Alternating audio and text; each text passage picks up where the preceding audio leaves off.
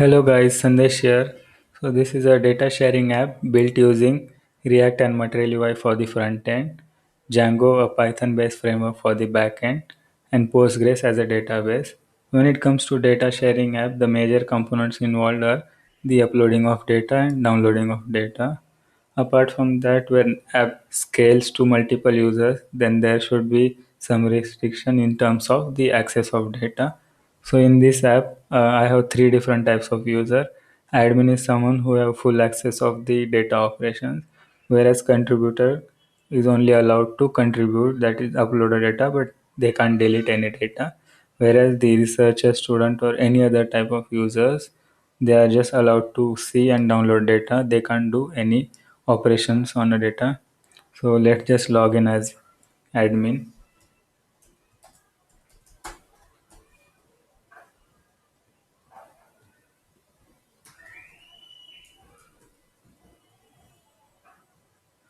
So as you can see, all the data available in the database is shown here in tabular format. In table, you can customize it according to your wish.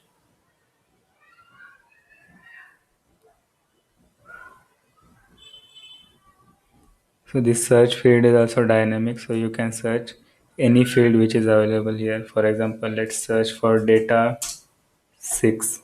So it will come. You can search email, you can even search something in description like this. So right now we have logged in as an admin, so we can edit the data.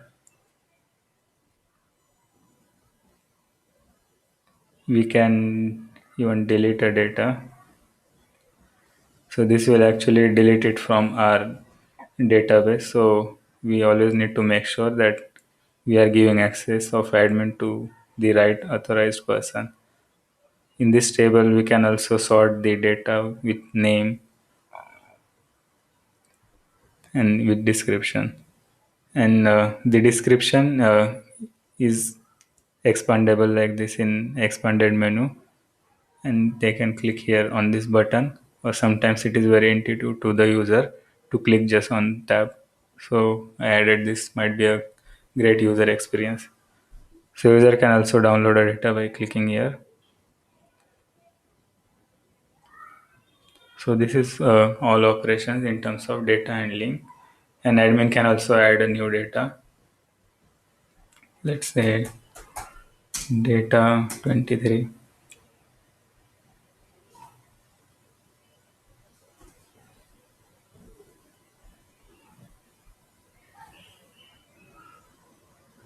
So this new data just now we have added is in the database right now. So this is all about the admin user, and now let's move to the EEG viewer. So before going into the EEG viewer, let me just give a brief idea of what is EEG. So EEGs are just electrical activity recorded. So this brain electrical activity is just the graph, these random lines you are seeing here. We don't need to go deep into this.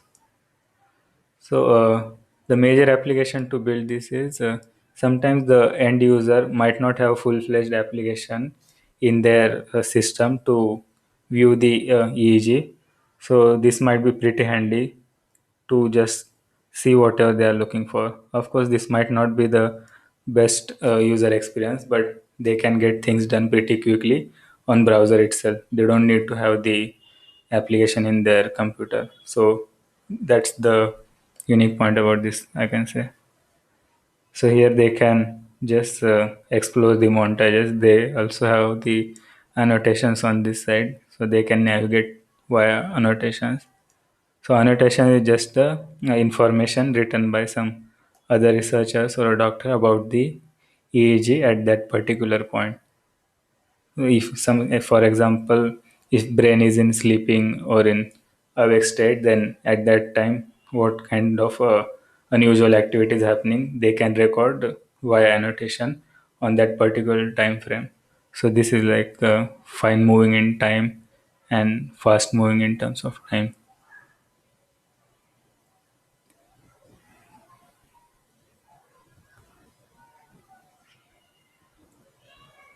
So this is all about the EG viewer. So now let's log out. Now I will register as the contributor.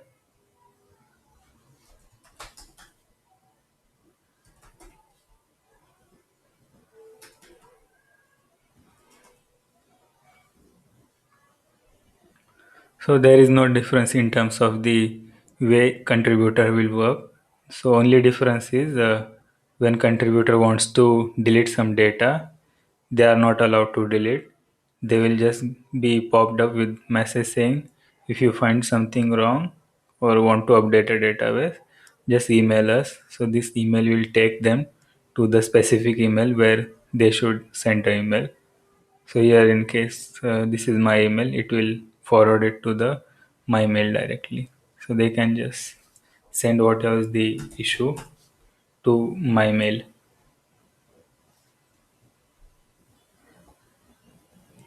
And if they want to edit a, let's say, name or description,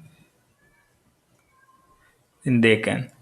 So only issue is they are not allowed to delete any data. So that's all about contributor. And the last user is researcher, student, or any other type of user.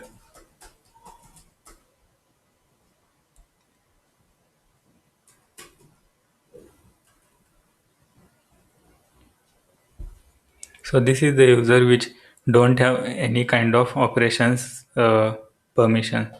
So whether they want to edit something, they have to ask to the admin, and they are not allowed to delete as well.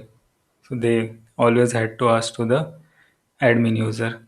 Apart from that, they can use the app just like the user which admin and contributor is. They can download a data, they can see a data. Similarly, if they want to add some data, we'll just pop up with if you want to add something, then this email will pop up and they can share a data with the admin user. So that's all about this. And all the users which have been registered, they can log in from here, username and the password.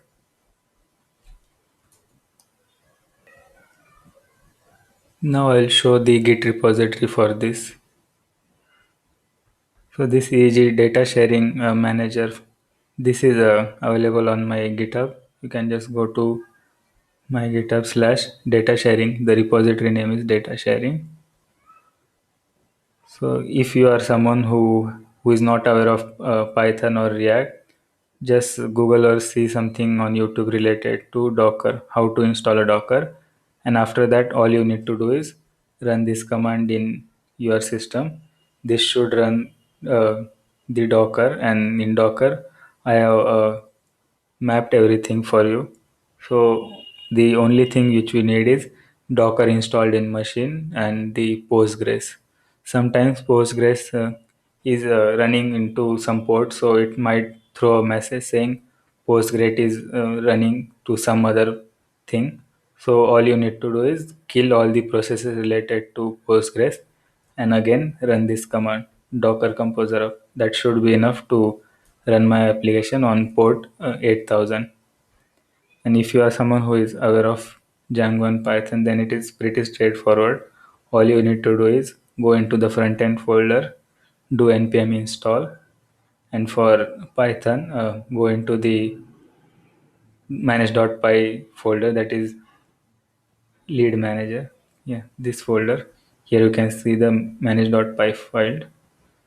So in that file, just do Python install requirement.txt. That should be enough. And after that, npm run dev for running webpack. Whereas if you want to create a build, you can just do npm run build, and you can run run this code backend using Python lead manager slash manage.py run server. Now I will quickly walk you through the implementation. So as you can see, I have the Docker imposed for end user if they don't want to install Python and React and don't want to get in there. So I haven't done anything fancy. I'm just pulling the Postgres image and running Python migrations and just running Python manage.py at the localhost 8000. So that's it for the Docker.